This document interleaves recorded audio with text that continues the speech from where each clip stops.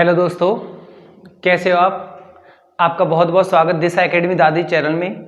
आज फिर मैं आपके सामने रात 8:30 बजे विविध एक्सप्रेस की क्लास लेकर आपके सामने उपस्थित। तो मेरे प्यारे बच्चों, क्लास को लास्ट तक वॉच करें।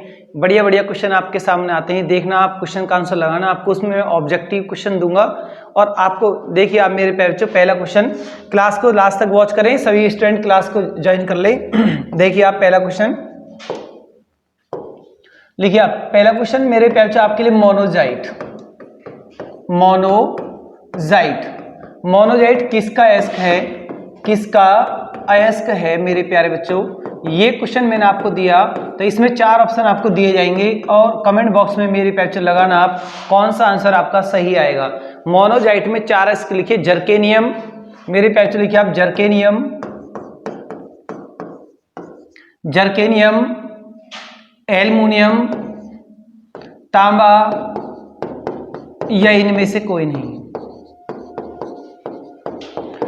तो मेरे प्यारे बच्चों अपने कमेंट बॉक्स में स्पीड के साथ लगाएं कि मोनोजाइट का जो इसमें अयस्क है वो कौन सा है। 4 ऑप्शन आपके सामने हैं, जर्केनियम, एल्युमिनियम, तांबा या इनमें से कोई नहीं। तो मेरे प्यारे बच्चों स्पीड के साथ लगाएं, इसमें कौन सा आंसर आपका राइट आएगा। लगाइए आप स्पीड के साथ। तो मेरे प्यारे बच्चों, बहुत मेरे प्यारे बच्चों टाइपिंग की स्पीड बढ़ा रहे हैं, बहुत सही भी क्वेश्चन का आंसर लगा रहे हैं, कुछ गलत भी लगा रहे हैं। तो मेरे प्यारे बच्चों इसमें आएगा इनमें से कोई नहीं। तो इनमें से कोई भी मोनोजाइट का अयस्क नहीं है। तो मोनोजाइट किसका मुख्य अयस्क है, ये मेरे प्यारे बच्चों थोरियम का मुख्य अयस्क है। थोरियम का मुख्य अयस्क है। चलिए आप नेक्स्ट कंटेंट के साथ, बढ़िया क्वेश्चन है नेक्स्ट भी आपके लिए। देखिए आप मेरे प्यारे बच्चों बढ़िया क्वेश्चन के साथ लिखिए आप मेरे प्यारे बच्चों। नेक्स्ट क्वेश्चन आपके लिए, कैलोमिन किसका अयस्क है। कैलोमिन किसका अयस्क है।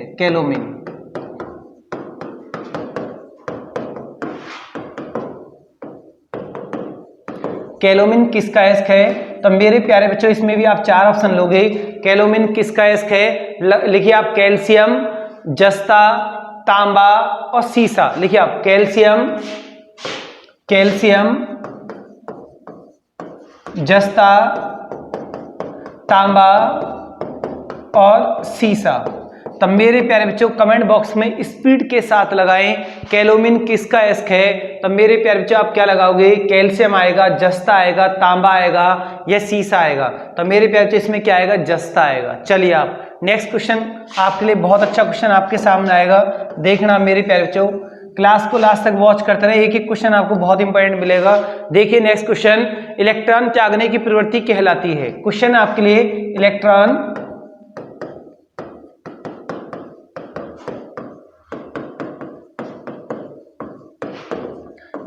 त्यागने की प्रवृत्ति कहलाती है मेरे प्यारे बच्चों।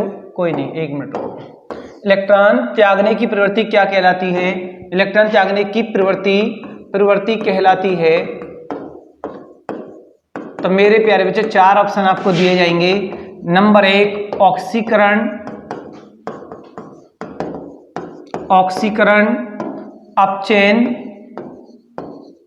अपचयन और नेक्स्ट इसमें ऑप्शन लिखो अभिप्रेरण, उत्प्रेरण और मेरे प्यारे बच्चों चौथा ऑप्शन आपके लिए है उत्प्रेरण। तो मेरे प्यारे बच्चों अपने कमेंट बॉक्स में स्पीड के साथ लगाएं, इसमें से कौन सा ऑप्शन बिल्कुल आपके लिए राइट है। क्वेश्चन है इलेक्ट्रॉन त्यागने की प्रवृत्ति कहलाती है ऑक्सीडेशन, अपचयन, अभिप्रेरण या उत्प्रेरण। तो मेरे प्यारे बच्चों आप क्या लगाओगे कमेंट बॉक्स में स्पीड के साथ, ऑक्सीडेशन। इसमें आएगा मेरे बच्चों ऑक्सीकरण। चलिए आप नेक्स्ट क्वेश्चन आपके लिए बहुत अच्छा क्वेश्चन आएगा, देखना आप। चलिए भूरा कोयला मेरे प्यारे बच्चों है। 4 ऑप्शन आपको यहाँ दिए जा रहे हैं। तो मेरे प्यारे बच्चों भूरा कोयला है पिट कोयला, लिग्नाइट कोयला, बिटुमिनस कोयला। पिट कोयला मेरे प्यारे बच्चों, पिट कोयला,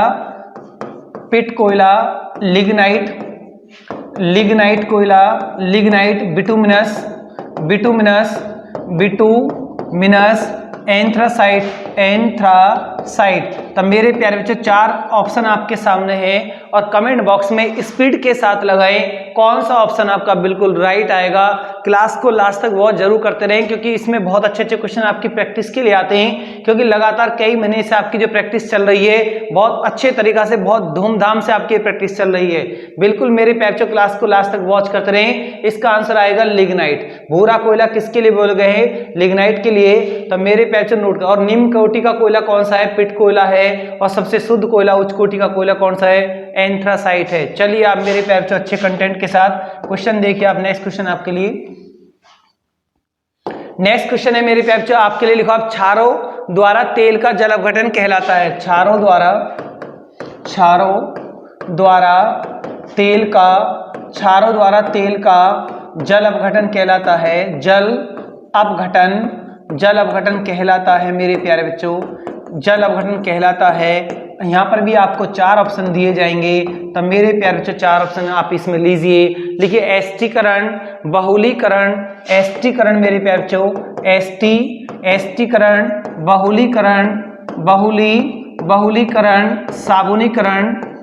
साबुनीकरण मेरे प्यारे बच्चों, साबुनीकरण, या इनमें से कोई नहीं। साबुनीकरण या इनमें से कोई नहीं। तो मेरे प्यारे बच्चों अपने कमेंट बॉक्स में स्पीड के साथ लगाएं इन 4 में से कौन सा ऑप्शन बिल्कुल आपका राइट आएगा। लगाइए स्पीड के साथ।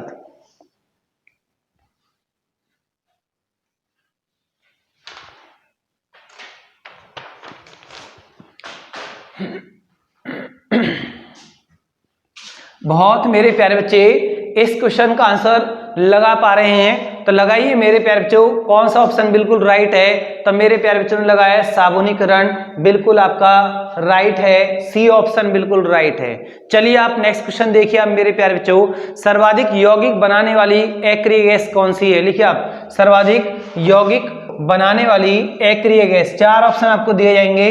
लिखिए आप सर्वाधिक, मेरे प्यारे बच्चों लिखिए क्वेश्चन, सर्वाधिक कंपाउंड यौगिक बनाने वाली एक्रिय गैस मेरे प्यारे बच्चों कौन सी है? तो आप अपने कमेंट बॉक्स में स्पीड के साथ लगाना कि कौन सा ऑप्शन बिल्कुल आपका राइट है। लगाइए मेरे प्यारे बच्चों नियान, जीनान, सॉरी ये गलत हो गया, जीनान, हीलियम,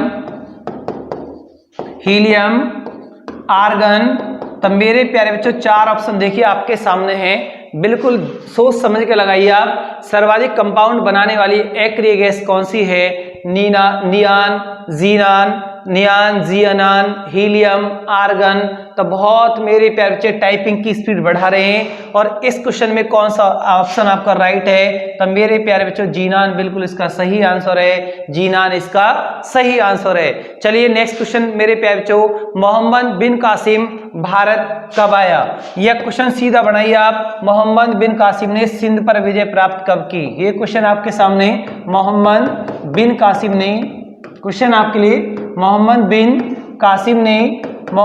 बिन कासिम ने सिंध पर विजय प्राप्त कब की? सिंध पर विजय प्राप्त कब की? सिंध पर विजय प्राप्त कब की? तो मेरे प्यारे बच्चों अपने कमेंट बॉक्स में स्पीड के साथ लगाना। बहुत मेरे प्यारे बच्चों ने इस क्वेश्चन का आंसर लगा भी दिया है, क्योंकि उन मेरे प्यारे बच्चों ने मुझसे इतिहास पूरा प्राचीन मध्य आधुनिक पूरा ऑफलाइन क्लास में पढ़ लिया है। या दिल्ली पुलिस की जो हमने वेबसाइट बना रखी है, जिन बच्चों ने दिल्ली पुलिस का कोर्स हमसे परचेज किया है, उन बच्चों ने भी इतिहास को अच्छे तरीका से पढ़ लिया है। तो अब उनको इसमें परहेज नहीं होना चाहिए कि इसका आंसर क्या आएगा। मोहम्मद बिन कासिम ने सिंध पर विजय प्राप्त कौन सी सन में की है? 4 ऑप्शन आपके सामने हैं। 718 ईस्वी, 718 ईस्वी, 712 ईस्वी मेरे प्यारे, 712 ईस्वी, 712 ईस्वी, 720 ईस्वी मेरे प्यारे बच्चों, और 719 ईस्वी। तो मेरे प्यारे बच्चों इनमें से कौन सा ऑप्शन आपका राइट है? तो मेरे प्यारे बच्चों टाइपिंग की स्पीड बढ़ाएं और बताएं कौन सी सन में मोहम्मद बिन कासिम ने सिंध पर विजय प्राप्त की। और इसी मोहम्मद बिन कासिम ने सिंध वासियों पर जजिया कर लगाया।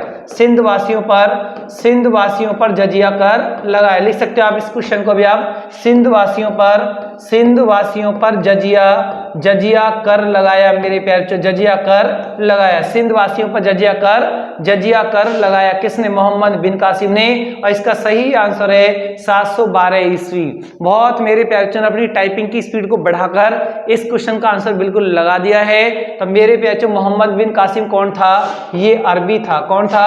अरबी था। तो मेरे प्यारे बच्चों अरबी पहले आए हैं या तुर्की पहले आए हैं? तो अरबों का आक्रमण पहले हुआ है, तुर्की उनके बाद आए हैं। क्लियर? चलिए आप नेक्स्ट चलिए नेक्स्ट क्वेश्चन के साथ बढ़िया अच्छे कंटेंट के साथ मेरे प्यारे बच्चों क्लास को वॉच करते रहें। बढ़िया बढ़िया क्वेश्चन आपके सामने आएंगे। लिखिए आप मेरे प्यारे बच्चों नेक्स्ट क्वेश्चन, रबिया बीबी का मकबरा कहां पर स्थित है? क्वेश्चन दिया है मैंने आपको, बढ़िया क्वेश्चन एकदम आपके लिए। रबिया बीबी का मकबरा, रबिया बीबी का जो मकबरा है स्थित है मेरे प्यारे बच्चों कहां पर? 4 ऑप्शन आपको दिए जा रहे हैं। बहुत मेरे प्यारे बच्चों तो 4 ऑप्शन का भी इंतजार नहीं कर पा रहे हैं। क्यों? क्योंकि उनकी तैयारी ही इतनी अच्छी है, तो उन्हें जो कहीं यहाँ पर कोई प्रॉब्लम नहीं हो रही है, तो बिल्कुल वो स्थान बता रहे हैं कि रबिया बीबी का मकबरा यहाँ पर है। लिखिए आप मेरे प्यारे बच्चों अहमदनगर दिल्ली, या मेरे प्यारे बच्चों लगाइए आप गोलकुंडा, या इनमें से कोई नहीं, तो बहुत मेरे प्यारे बच्चे टाइपिंग की स्पीड को बढ़ा रहे हैं और सही आंसर लगा रहे हैं कि यहाँ पर इन 4 में से कहां पर रबिया बीबी का मकबरा है। तो मेरे प्यारे बच्चों अपनी टाइपिंग की स्पीड बढ़ाएं और बताएं कौन सा ऑप्शन बिल्कुल राइट है। तो बहुत मेरे प्यारे बच्चे ऑप्शन का आंसर बिल्कुल, बहुत अच्छे क्वेश्चन का आंसर बिल्कुल अच्छे से लगा पा रहे हैं। तो डी ऑप्शन बिल्कुल राइट है, यानी रबिया बीबी का मकबरा यहाँ पर किसी में भी नहीं है। रबिया बीबी का जो मकबरा है वो औरंगाबाद में है, महाराष्ट्र के औरंगाबाद में रबिया बीबी का मकबरा। औरंगाबाद जो शहर है कौन सी नदी पर बसा हुआ है? तो मेरे प्यारे बच्चों कोयना नदी पर बसा हुआ है। ये जो रबिया बीबी है ये किसकी पत्नी है? ये औरंगजेब की पत्नी है। तो औरंगजेब ने अपनी पत्नी का मकबरा कहां पर बनवाया था? औरंगजेब के द्वारा ही ये बनवाया गया मेरे प्यारे बच्चों। देखिए आप औरंगजेब। और सेकंड ताजमहल किसके लिए बोला गया? इसके लिए सेकंड ताजमहल भी कहते हैं। कभी आपसे सेकंड ताजमहल पूछा जाए तो रबिया बीबी का मकबरा है। और रबिया बीबी का मेरे प्यारे बच्चों वास्तविक नाम क्या है? इसका मूल नाम क्या है? दिलरास बानो बेगम है। इसका वास्तविक नाम क्या है? दिलरास बानो बेगम है। फारस घराने से बिलोंग करती हैं दिलरास बानो बेगम। औरंगजेब की पत्नी का नाम क्या है? दिलरास बानो बेगम, ये इसका मूल नाम है। और रबिया बीबी इसकी उपाधि है। तो मेरे प्यारे बच्चों ये क्वेश्चन एग्जाम में कई बार पूछा गया है, किसी मेरे प्यारे बच्चे का ये क्वेश्चन गलत नहीं होना चाहिए आज के बाद। लिखिए आप मेरे प्यारे बच्चों नेक्स्ट क्वेश्चन की तरफ चलते हैं। नेक्स्ट क्वेश्चन है मेरे प्यारे बच्चों, पंजाब नेशनल बैंक की स्थापना कौन सी सन में हुई है? तो मेरे प्यारे बच्चों लगाइए आप, क्वेश्चन है आपके लिए पीएनबी, पंजाब नेशनल पीएनबी की जो स्थापना है कौन सी सन में हुई है? तो मेरे प्यारे बच्चों ओनली आपको सन बताना है। 4 ऑप्शन में आपको दूंगा। लिखिए आप मेरे प्यारे बच्चों 1935, 1821, 1935, 1821, और या मेरे प्यारे बच्चों इसमें लगाइए आप 1894, या इनमें से कोई नहीं। 1894 या इनमें से कोई नहीं मेरे प्यारे बच्चों। अपने कमेंट बॉक्स में स्पीड के साथ लगाएं कौन सा आंसर आपका सही आएगा।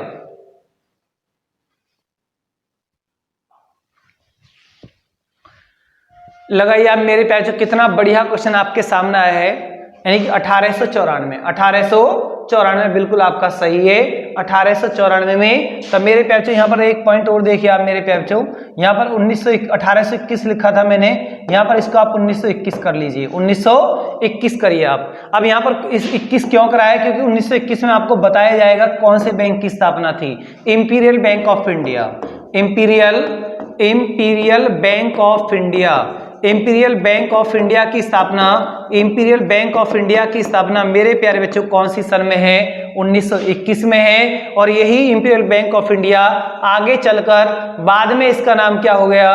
बाद में मेरे प्यारे बच्चों इसमें बाद में यही 1955 में इसका नाम क्या हो गया? एसबीआई। तो एसबीआई का पुराना नाम क्या है? Imperial bank of India. और इंपीरियल बैंक ऑफ इंडिया का नया नाम क्या है? एसबीआई। तो 1935 में किसका गठन है? आरबीआई का गठन है मेरे प्यारे बच्चों, आरबीआई का गठन।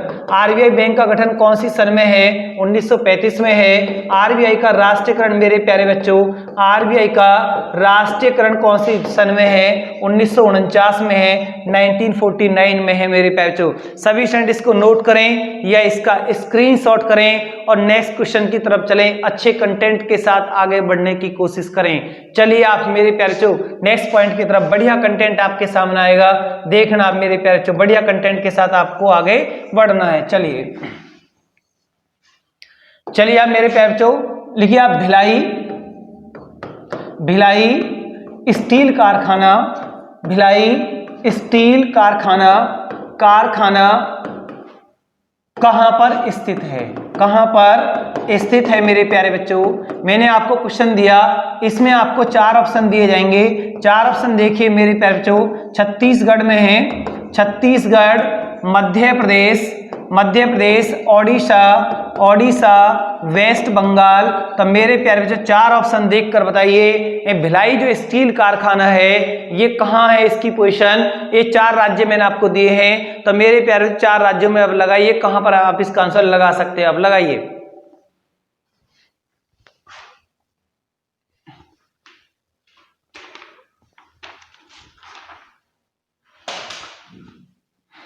चलिए आप बहुत मेरे प्यारे बच्चों ने इसका सही आंसर लगाने की पूरी कोशिश की है और बहुत मेरे प्यारे बच्चों ने इसका सही आंसर लगा दिया है। ए ऑप्शन बिल्कुल राइट है। भिलाई जो स्टील कारखाना है वो छत्तीसगढ़ में है। और मेरे प्यारे बच्चों ये किसके सहयोग से बनाया गया? अगर कभी क्वेश्चन आए कि भिलाई स्टील कारखाना किसके सहयोग से बनाया गया, तो अगर यहाँ सहयोग की बात आए तो मेरे प्यारे बच्चों कौन सा देश आएगा? 4 ऑप्शन अगर मैं आपको दे दूं, जर्मनी, फ्रांस, रसिया या ब्रिटेन। मेरे प्यारे बच्चों 4 ऑप्शन आपके सामने हैं, जर्मनी, फ्रांस, रसिया, ब्रिटेन। तो मेरे प्यारे बच्चों क्या लगाओगे आप? रसिया के सहयोग से इसको बनाया गया है। भिलाई स्टील कारखाना कौन सी पंचवर्षीय योजना में तैयार हुआ? कौन सी पंचवर्षीय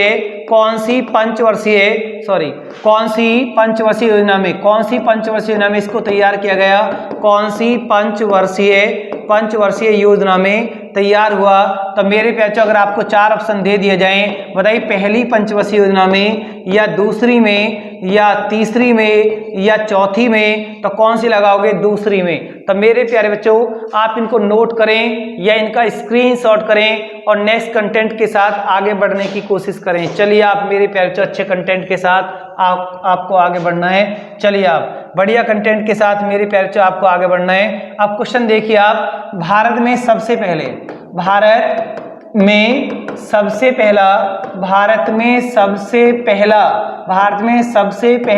स्टील कारखाना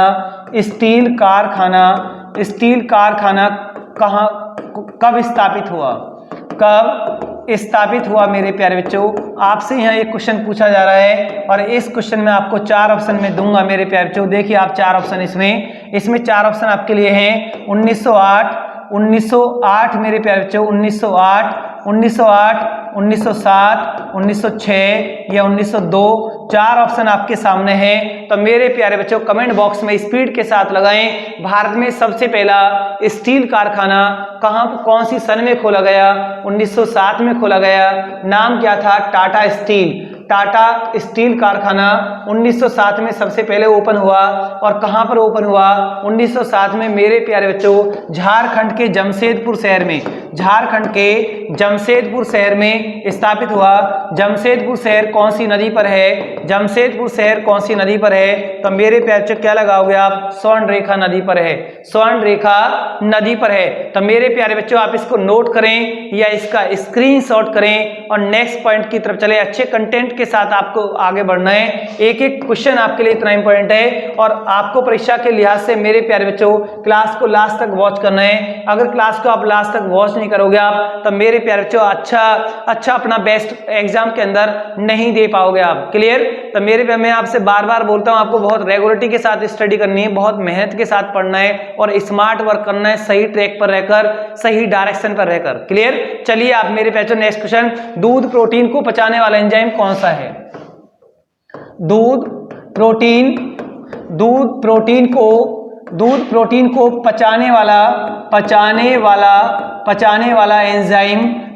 वाला एंजाइम मेरे प्यारे बच्चों एंजाइम कौन सा है। अगर आपसे क्वेश्चन पूछा गया तो आपको यहाँ पर 4 ऑप्शन दिए जाएंगे मेरे प्यारे बच्चों। 4 ऑप्शन में देख के बताइए आप दूध प्रोटीन को पचाने वाला एंजाइम कौन सा है। तो मेरे प्यारे बच्चों मैंने आपको वीडियो एक्सप्रेस की इतनी 72, 73, 74 वीडियो डाल दी गई हैं और उन बच्चों ने इतनी अच्छी स्पीड से इतनी अच्छे तरीका से तैयारी की है तो उन्हें कोई भी क्वेश्चन मैं लिखता हूं तुरंत वो आंसर उसका बताने के लिए पूरे सक्षम रहते हैं और क्लास को लास्ट तक वॉच करते रहते हैं। और मुझे बहुत अच्छा लगता है कि मेरे प्यारे बच्चे क्लास को लास्ट तक वॉच करते हैं क्योंकि उनको परीक्षा पास करनी है, उन्हें अपना कैरियर बनाना है तो क्लास के साथ बने रहते हैं। ये उन बच्चों की तरह नहीं करते, बहुत मेरे प्यारे बच्चे ऐसे भी हैं जो क्लास को लास्ट तक वॉच नहीं करते हैं। क्लास में नमस्ते किया चले गए, क्लास में नमस्ते किया चले गए, 10 मिनट की क्लास की फॉर्मेलिटीज के लिए क्लास की या घर वालों को क्लास दिखाने के लिए क्लास की कि घर वाले देख रहे हैं कि हाँ क्लास चल रही है, बच्चा मोबाइल में पढ़ रहा है। लेकिन बच्चे ने तो 10 ही मिनट क्लास की है, उसके बाद उसने 50 मिनट पता नहीं किया है,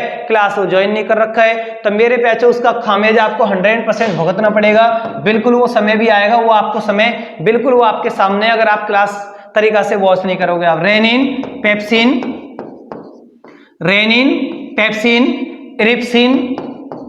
इरिप्सिन या इनमें से कोई नहीं, तो मेरे प्यारे बच्चों देखिए आप, यो मैंने आपसे क्वेश्चन पूछा दूध के अंदर जो प्रोटीन होती है, दूध प्रोटीन को पचाने वाला एंजाइम कौन सा है। तो मेरे प्यारे से 4 ऑप्शन है, रेनिन है, पेप्सिन है, इरिप्सिन है, ये इनमें से कोई नहीं है। तो मेरे प्यारे बच्चों ने लगा दिया है रेनिन एंजाइम। बिल्कुल आपका क्वेश्चन का आंसर बिल्कुल सही है। तो मेरे प्यारे बच्चों क्लास के साथ लास्ट तक बने रहें, बढ़िया बढ़िया कंटेंट के साथ आपके लिए क्वेश्चन आएंगे। देखना आप मेरे प्यारे बच्चों बहुत अच्छे कंटेंट के साथ आगे बढ़ने की कोशिश करें। लिखिए आप, किस राज्य की तटीय रेखा सर्वाधिक लंबी है। किस राज्य की, कितना बढ़िया क्वेश्चन, किस राज्य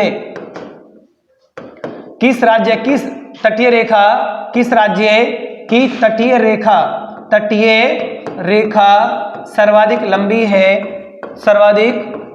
लंबी है। तो मेरे प्यारे बच्चों 4 ऑप्शन आपको दिए जाएंगे, 4 ऑप्शन में देख के बताना आप इसमें कौन सा राज्य आएगा। लिखिए आप मेरे प्यारे बच्चों 4 राज्य, महाराष्ट्र,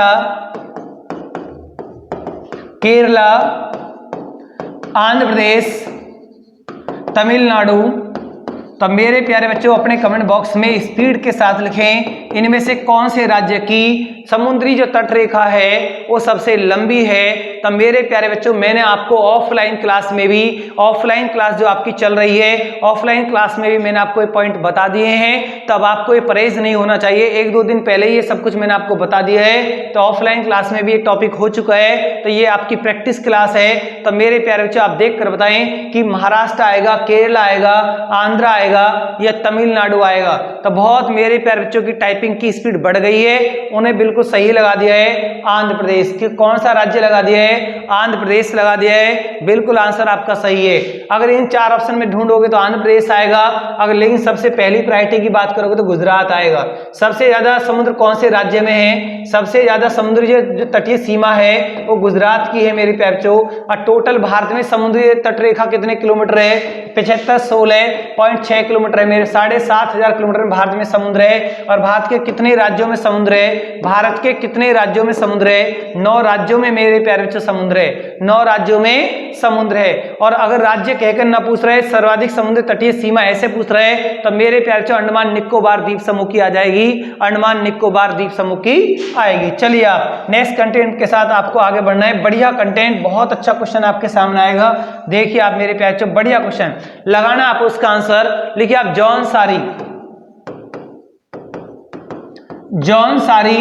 जौनसारी अपना में क्या एक जनजाति है मेरे प्यारे बच्चों, जौनसारी जनजाति, मुंडा जनजाति, लिखिए आप मुंडा जनजाति, मारिया जनजाति, कोरबा जनजाति, कोरबा।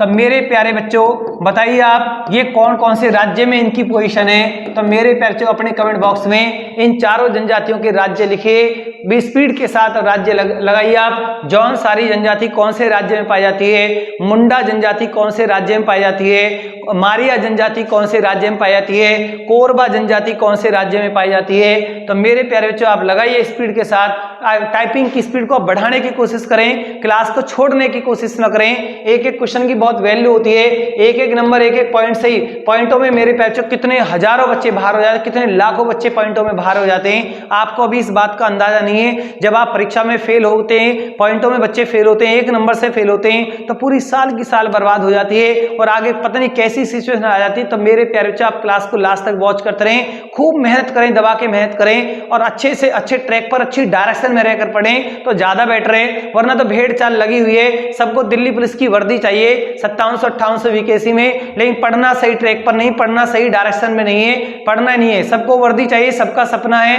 लेकिन सपना जब पूरा हो सकता है जब आप अच्छे से पढ़ोगे, आप तैयारी करोगे, एक अच्छे मेथड से पढ़ने की कोशिश करोगे, पॉइंट को समझने की कोशिश करोगे। जब आप भेड़ चाल में भागे जा रहे हो आप, तो मेरे प्यारे बच्चों बहुत मुश्किल हो जाएगा।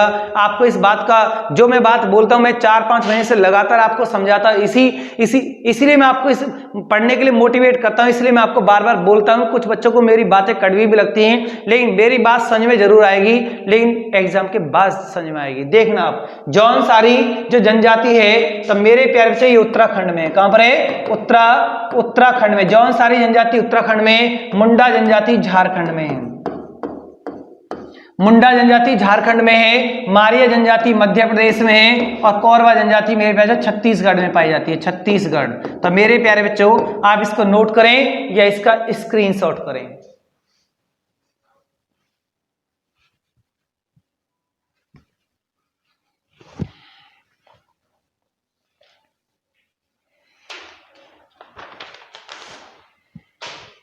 चलिए आप बढ़िया कंटेंट के साथ, बिल्कुल आप क्लास के साथ लास्ट तक बने रहें, बढ़िया बढ़िया क्वेश्चन आपके सामने आएंगे। लिखिए आप मेरे प्यारे, जो बढ़िया क्वेश्चन है, लक्षद्वीप समूह स्थित है। कितना बढ़िया क्वेश्चन आपके सामने है, लक्षद्वीप समूह स्थित है।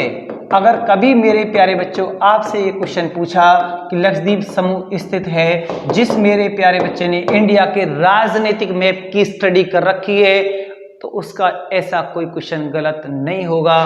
तो लिखिए आप मेरे प्यारे बच्चों, कच्छ की खाड़ी में इसकी पोजीशन है, कच्छ की खाड़ी में इसकी पोजीशन है, अरब सागर में इसकी पोजीशन है, अरब सागर में इसकी पोजीशन है, बंगाल की खाड़ी में इसकी पोजीशन है, बंगाल की खाड़ी में इसकी पोजीशन है, या मेरे प्यारे बच्चों पाक यानी बंगाल की खाड़ी, मन्नार की खाड़ी में इसकी पोजीशन है, मन्नार की खाड़ी में इसकी पोजीशन है। सिर्फ आपसे पूछा जा रहा है कि लक्षद्वीप जो समूह आता है ये कहां पर आता है, इसकी क्वेश्चन 4 में कहां पर आएगी। तो मेरे प्यारे बच्चों कमेंट बॉक्स में स्पीड के साथ अपनी टाइपिंग की स्पीड बढ़ाएं और बताएं कि लक्षद्वीप समूह कहां पर स्थित है। मैंने आपको ऑफलाइन क्लास में इसको बता दिया है और आपसे इंडिया का मैप भी मैंने आपसे बनवाया है, इंडिया का राजनीतिक मैप भी मैंने आपसे बनवाया है। एक एक बच्चे से इंडिया के मैप की पिछले 2-3 दिन में बहुत अच्छे तरीका से स्टडी कराई है। एक एक राज्य की सीमा बताइए, कौन कौन से देश से लगी हुई है, सब कुछ मैंने आपको बहुत अच्छे कंटेंट के साथ बताया है, तभी ये क्वेश्चन मैं आपके सामने लेकर आया हूं। तो मेरे प्यारे बच्चे बताइए आप टाइपिंग की स्पीड बढ़ाएं। अरब सागर में है, लक्षद्वीप समूह कहां पर है, अरब सागर में है। अगर मैं आपसे पूछ लूं अंडमान व निकोबार द्वीप समूह कहां पर है, अंडमान व निकोबार द्वीप समूह मेरे बच्चों कहां पर है, बंगाल की खाड़ी में है। तो मेरे प्यारे बच्चों आप इसको नोट करें या इसका स्क्रीनशॉट करें।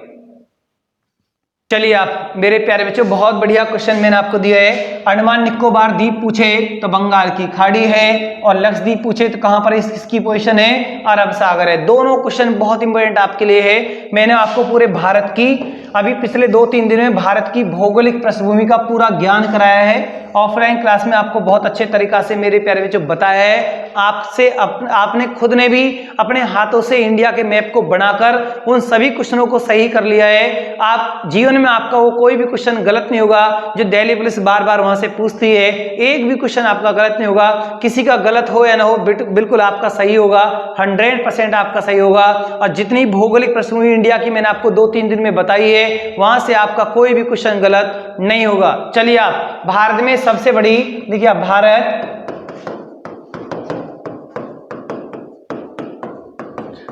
में सबसे बड़ा नदी मुख्य किस नदी पर है, सबसे बड़ी, देखिए आप सबसे बड़ा मेरे पास सबसे बड़ा नदी नदी मुख मुहाना, नदी मुख किस नदी के मुहाने पर, बड़ा नदी मुख किस नदी के मुहाने पर है मेरे प्यारे बच्चों, किस नदी के मुहाने पर है, किस नदी के मुहाने पर है। तब मेरे प्यारे नदी मुख पूछा गया, यहाँ पर नदी मुख कौन सी नदी का सबसे बड़ा है। तब मेरे प्यारे बच्चों 4 ऑप्शन आपको यहाँ दिए जाएंगे, तो लगाइए मेरे बच्चों, स्पीड के साथ लगाइए। गोदावरी, गोदावरी मेरे प्यारे बच्चों, गोदावरी, कृष्णा, गोदावरी, कृष्णा, कृष्णा मेरे प्यारे बच्चों, हुगली, और मेरे भागीरथी, भागीरथी, भागीरथी। तब मेरे प्यारे बच्चों अपने कमेंट बॉक्स में स्पीड के साथ लगाएं कौन सा ऑप्शन आपका बिल्कुल सही आएगा। तब बहुत मेरे प्यारे बच्चे टाइपिंग की स्पीड को बढ़ा रहे हैं और बिल्कुल बता रहे हैं इसका आंसर क्या आएगा। इसका आंसर सी आएगा, हुगली। ये जो मेरे प्यारे बच्चों हुगली है, ये भी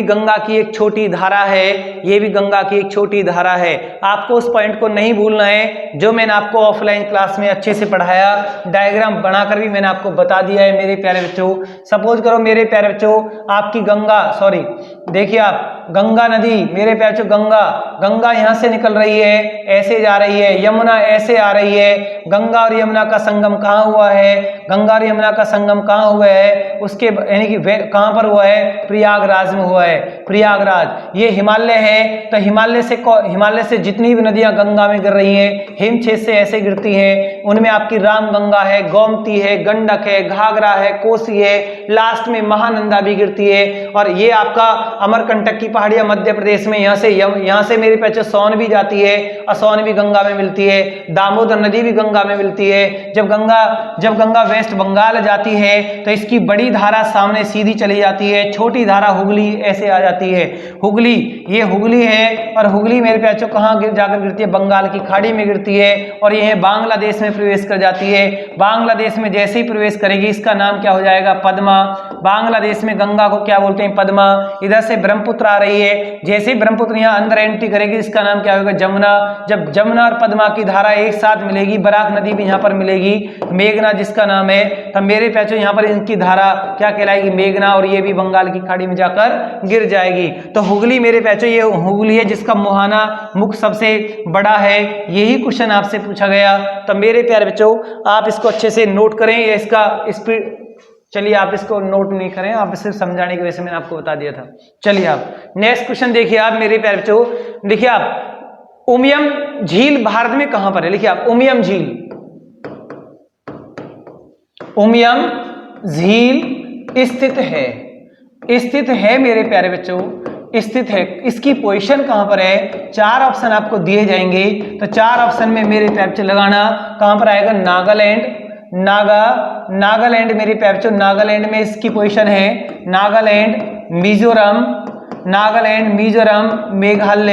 मेघालय या मेरे प्यारे बच्चों त्रिपुरा। 4 ऑप्शन मैंने आपको दिए हैं। तब मेरे प्यारे बच्चों कमेंट बॉक्स में स्पीड के साथ लगाएं कौन सा ऑप्शन आपका राइट आएगा। तब मेरे प्यारे बच्चे इसमें टाइपिंग की स्पीड कर रहे हैं लेकिन गलत भी बहुत लगा रहे हैं। तो इसका सही आंसर आएगा मेरे प्यारे बच्चों मेघालय, इसका सही आंसर आएगा मेघालय। चलिए नेक्स्ट क्वेश्चन की तरफ हम चलते हैं। तिब्बत में मानसरोवर झील के पास किस नदी का उद्गम स्रोत है। लिखिए आप, कितना बढ़िया क्वेश्चन है, एक बहुत अच्छा क्वेश्चन आपके सामने। हो सकता है कि आज ही आपने ऑफलाइन की क्लास में पढ़ लिया हो, आप उसका आंसर लगा दीजिए। आप लिखिए आप, तिब्बत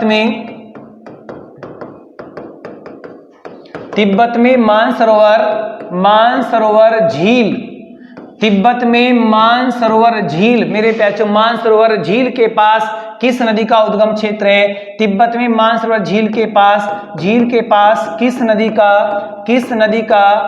नदी का उद्गम स्रोत है, किस नदी का उद्गम स्रोत है मेरे प्यारे बच्चों, उद्गम स्रोत है। थोड़ा क्वेश्चन की लैंग्वेज हार्ड हो जाती है, उससे कोई मैटर नहीं होता है। तब अगर आपकी प्रैक्टिस अच्छी, आपने बेस बना रखा है, तो क्वेश्चन की लैंग्वेज आपका कुछ भी नहीं बिगाड़ सकती मेरे प्यारे बच्चों। आप बिल्कुल सही क्वेश्चन का आंसर लगा पाओगे। देखिए आप यहाँ पर 4 ऑप्शन मैं आपको दूंगा, कौन सा ऑप्शन आपका राइट है मेरे प्यारे बच्चों। लिखिए आप, ब्रह्मपुत्र, सिंधु, सतलज या इनमें से कोई नहीं, सॉरी उपरोक्त सभी। तो बताइए आप मेरे बच्चों अपने कमेंट बॉक्स में स्पीड के साथ कौन सा ऑप्शन आपका सही आएगा।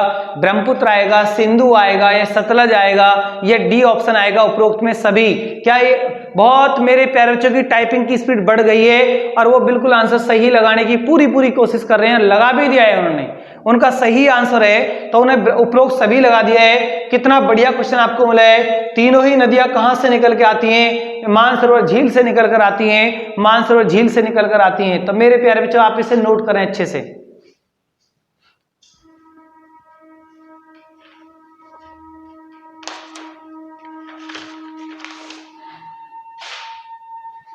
चलिए आप अच्छे कंटेंट के साथ आगे बढ़ना है मेरे प्यारे बच्चों, आपने इसको नोट कर लिया होगा। चलिए आप बढ़िया क्वेश्चन आएगा आपके सामने, क्वेश्चन की नजाकत को समझिए आप। शिव समुद्रम जल प्रपात स्थित है। शिव समुद्रम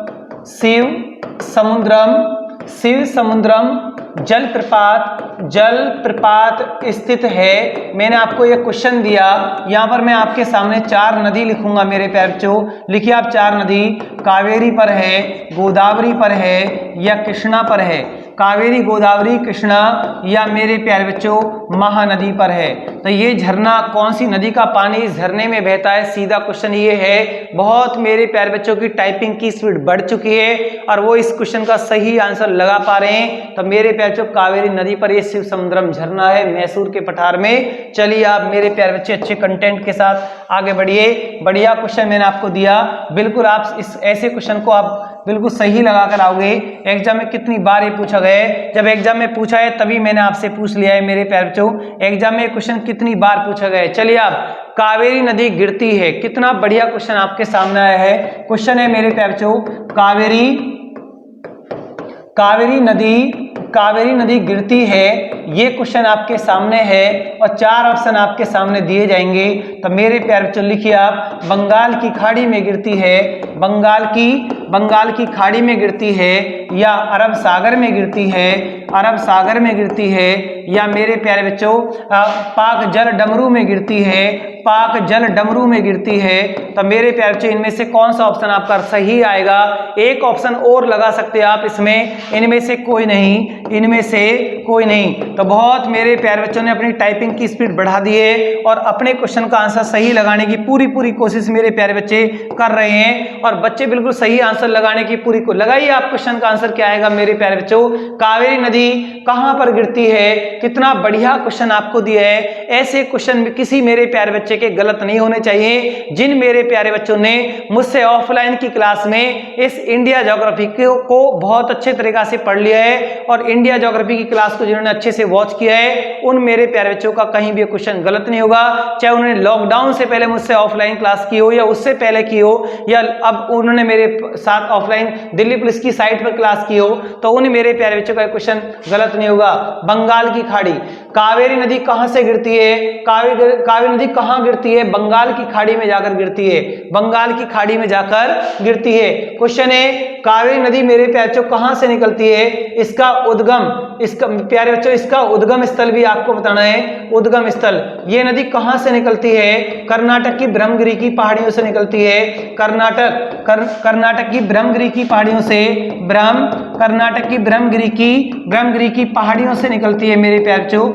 कर्नाटक की ब्रह्मगिरी की पहाड़ियों से नदी निकलती है। कई बार एक क्वेश्चन भी एग्जाम में आपसे पूछा गया है, तो किसी मेरे प्यारे बच्चे का ऐसा कोई क्वेश्चन एग्जाम में गलत नहीं होना चाहिए। चलिए आप मेरे प्यारे बच्चों अच्छे कंटेंट के साथ आगे बढ़ने की कोशिश करें। बढ़िया कंटेंट था आपके लिए, और भी ऐसे क्वेश्चन आपके सामने आएंगे। बिल्कुल आप क्लास के साथ बने रहिए, क्लास के साथ लास्ट तक बने रहिए, क्लास को लास्ट तक वॉच कीजिए। जो मेरे प्यारे बच्चे क्लास को लास्ट तक वॉच करते हैं और 24 घंटे में विद एक्सप्रेस दिशा प्लेटफॉर्म की मेरी इस क्लास का इंतजार करते हैं, इस क्लास को बराबर वॉच करते हैं, मेरा उनसे वादा है, मुझे उन पर विश्वास भी है, वो किसी भी परीक्षा में फेल नहीं होंगे, ये मेरा उनसे वादा है। आप देख लेना 27 नवंबर का दिल्ली पुलिस का पेपर है। जिन मेरे प्यारे बच्चों ने बराबर 4 महीने से मेरा साथ दिया है, मैंने उनका साथ दिया है, क्लास के साथ लगातार बने रहे और एक ही मेथड से पढ़ते चले आ रहे हैं, पूरा विश्वास ट्रस्ट दिशा प्लेटफॉर्म पर उन्हें रखा है। मेरे प्यारे बच्चों आपकी परीक्षा फेल नहीं होगी, हमारी आत्मा भी आपके साथ जुड़ी हुई है, आप 100% परीक्षा में पास हो गए,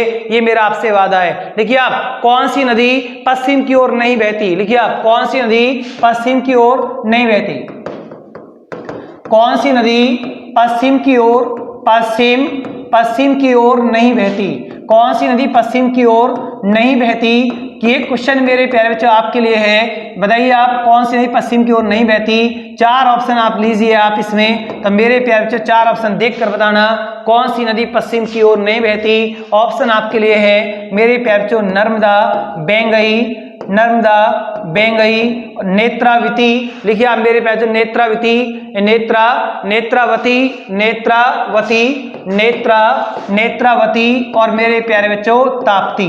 बताओ कौन सी नदी पश्चिम की ओर नहीं बहती? कितना बढ़िया क्वेश्चन आपको दिया है, नेत्रावती। तो बहुत मेरे प्यारे बच्चों बिल्कुल सही लगा रहे हैं, नेत्रावती। आपने पढ़ा होगा नर्मदा और ताप्ती में एक जैसे गुण है, नर्मदा और ताप्ती में एक जैसे गुण है। नर्मदा और ताप्ती पूर्व से पश्चिम की तरफ ही तो बह रही है, पश्चिम की तरफ बह रही है। नर्मदा और ताप्ती पश्चिम, पूर्व से पश्चिम बहकर अरब सागर में जाकर गिरती हैं और डेल्टा नहीं बनाती हैं, एस्चुरी बनाती हैं। ये पॉइंट मैंने आपको बता रखा है। नर्मदा कहां से निकल के आती है? अमरकंटक की पहाड़ियों से नर्मदा नदी निकलती है। नर्मदा नदी पर एक बांध भी है, सरदार सरोवर बांध परियोजना। सरदार सरोवर बांध परियोजना राष्ट्र को समर्पित कौन सी डेट में हुआ है? 17 सितंबर 2017 को। नर्मदा जो बांध है, जो आपका सरदार सरोवर जो बांध परियोजना है, उससे भारत में कितने राज्य लाभ उठा रहे? दिल्ली पुलिस में एक क्वेश्चन आया था कि सरदार सरोवर बांध योजना से कितने राज्य लाभ उठाएंगे? 4 राज्य लाभ उठाएंगे, जिनमें आपका मध्य प्रदेश, राजस्थान, गुजरात, महाराष्ट्र,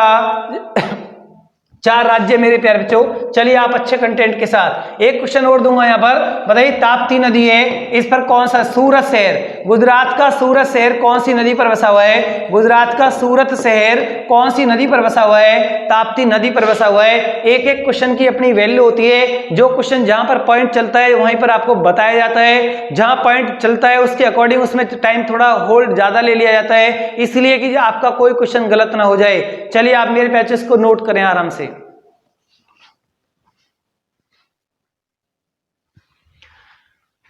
चलिए आप मेरे प्यारे बच्चों आपने इसको नोट कर लिया होगा। आगे नेक्स्ट पॉइंट की तरफ चलते हैं बढ़िया कंटेंट के साथ, बढ़िया आप क्वेश्चन। आप मेरे प्यारे बच्चों चलिए आप नेक्स्ट क्वेश्चन मेरे प्यारे बच्चों लिखिए आप, किस नदी का जल ग्रहण क्षेत्र अधिकतम है?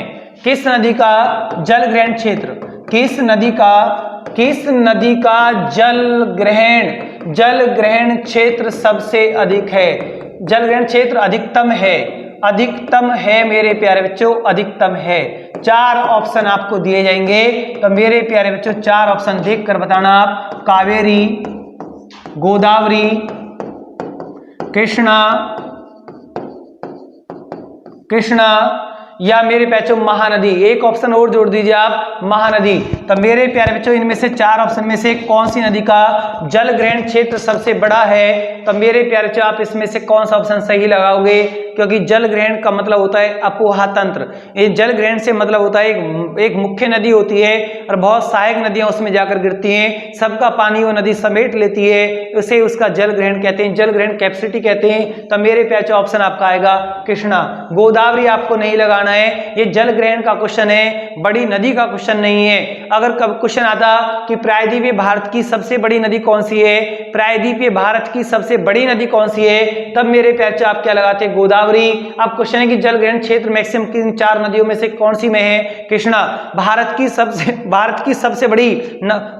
सबसे बड़ा नदी अपोहा तंत्र कौन सी नदी का है? अगर क्वेश्चन ऐसे आ जाए भारत का सबसे बड़ा अपोहा तंत्र कौन सी नदी का है? अपोहा तंत्र या जल ग्रहण कौन सी नदी का है? तो मेरे प्यारे बच्चों आपका आंसर क्या आएगा? गंगा नदी का अपोहा तंत्र सबसे बड़ा है, गंगा नदी का अपोहा तंत्र सबसे बड़ा है। तो मेरे प्यारे बच्चों आप लिखिए, अच्छे कंटेंट के साथ आपको आगे बढ़ना है, लिखिए आप नोट करें आप इसे अच्छे तरीका से।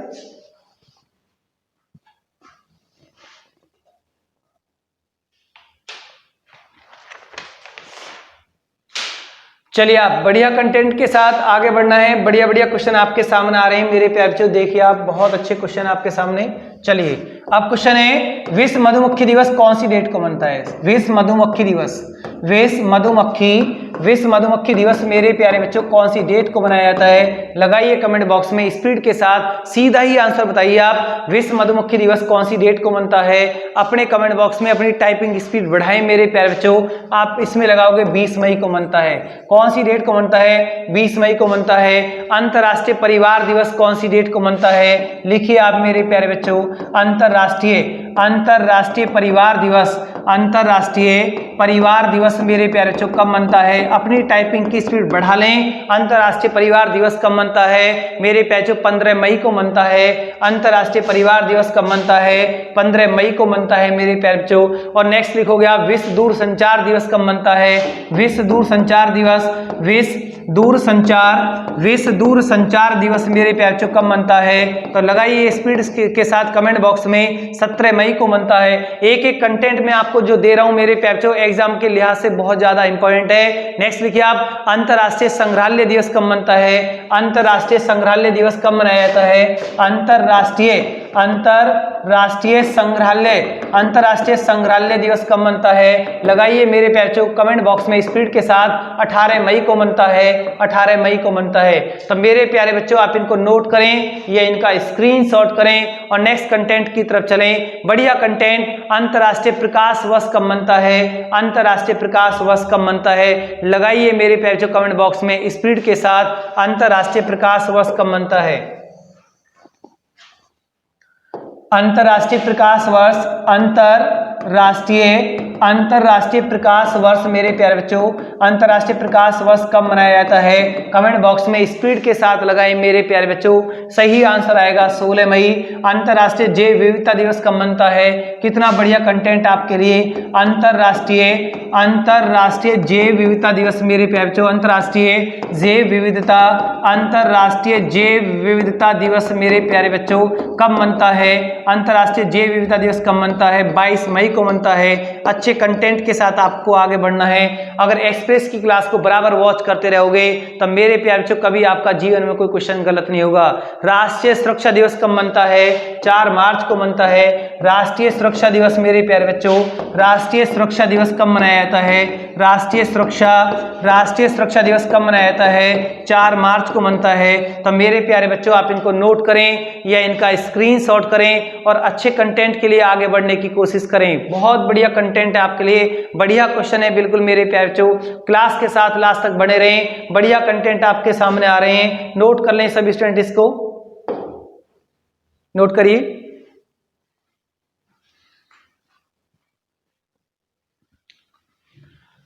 चलिए आप बढ़िया कंटेंट के साथ मेरे प्यारे बच्चों आगे बढ़ना है आपको। देखिए आप, बहुत बढ़िया क्वेश्चन आपके सामने। चलिए नेक्स्ट क्वेश्चन है मेरे प्यारे बच्चों, लिखिए आप, खेलों को उद्योग का दर्जा।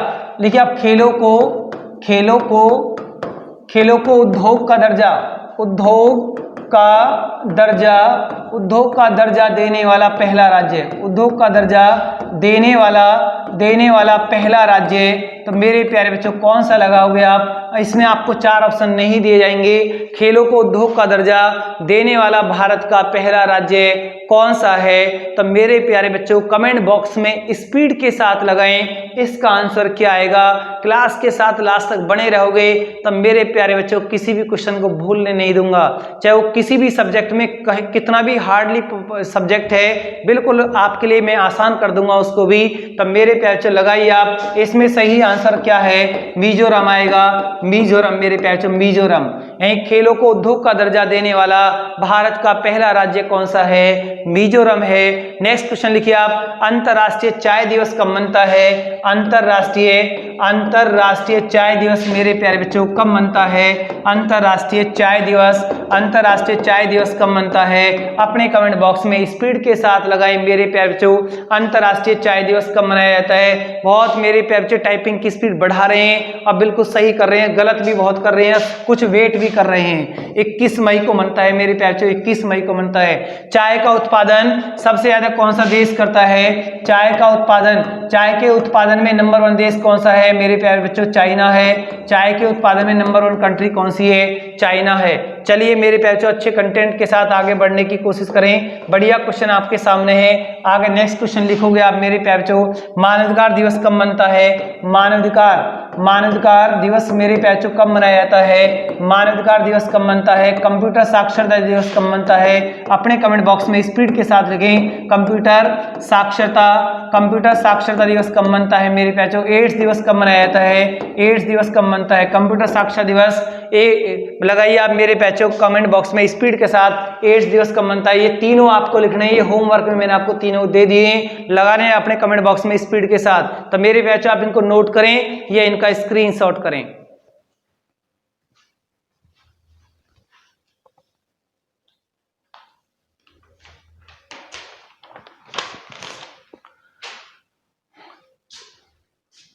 लगाइए आप इनको, ये होमवर्क के लिए आपके लिए। कभी आप सोचो कि हम ही बताएंगे, हम नहीं बताएंगे इसको, ये आपको लगाने हैं तीनों। लगाइए आप। नेक्स्ट पॉइंट देखिए आप, अच्छे क्वेश्चन लिखा आप। न्यायिक पुनरावलोकन की जो शक्ति है वो कौन से देश से ली गई है? कितना बढ़िया क्वेश्चन आपके लिए। न्यायिक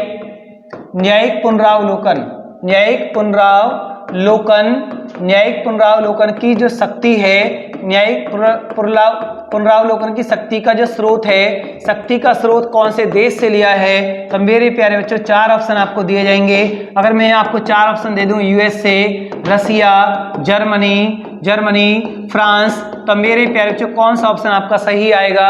अपने कमेंट बॉक्स में स्पीड के साथ लगाएं कौन सा ऑप्शन आपका बिल्कुल सही है। तो मेरे प्यारे बच्चों लगाइए, इसका सही आंसर क्या आएगा? यूएसए आएगा। नेक्स्ट क्वेश्चन लिखिए आप। चांद बीबी कहाँ की वास्तविक शासिका रही है? बढ़िया क्वेश्चन है आपके सामने। चांद बीबी कहाँ की वास्तविक शासिका रही है? अपने कमेंट बॉक्स में स्पीड के साथ लगाना। चांद बीबी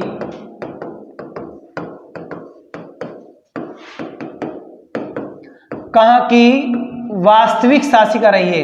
यह क्वेश्चन एग्जाम में कई बार पूछा गया है। वास्तविक शासिका रही है। तो मेरे प्यारे बच्चों 4 ऑप्शन आपको दिए जाएंगे। लगाइए आप कमेंट बॉक्स में स्पीड के साथ। अहमदनगर, गोलकुंडा, बीजापुर, बीदर। तो मेरे प्यारे बच्चों 4 प्रांत मैंने आपको यहाँ पर दिए हैं। 4 प्रांतों में आप देखकर बताइए आप चांद बीबी जो थी वो कहाँ की वास्तविक शासिका थी? तो बहुत मेरे प्यारे बच्चे कमेंट बॉक्स में स्पीड के साथ लगा भी पा रहे हैं। बीजापुर की वास्तविक शासिका, क्योंकि इसका विवाह कौन से प्रांत में हुआ? बीजापुर में हुआ। कौन से प्रांत से बिलोंग करती है? ये बेटी कौन से प्रांत की है? अहमदनगर की है। और इसका विवाह कौन से प्रांत में हुआ? बीजापुर में हुआ। तो मेरे प्यारे बच्चों कमेंट बॉक्स में स्पीड के साथ लिखें। एक क्वेश्चन और लिखें आप, बढ़िया क्वेश्चन आपके लिए, बड़े अच्छे कंटेंट के साथ क्वेश्चन आएगा। लगाइए आप स्पीड के साथ। प्राण एवं दैहिक क्षमता का अधिकार, प्राण एवं, क्वेश्चन है आपके लिए, प्राण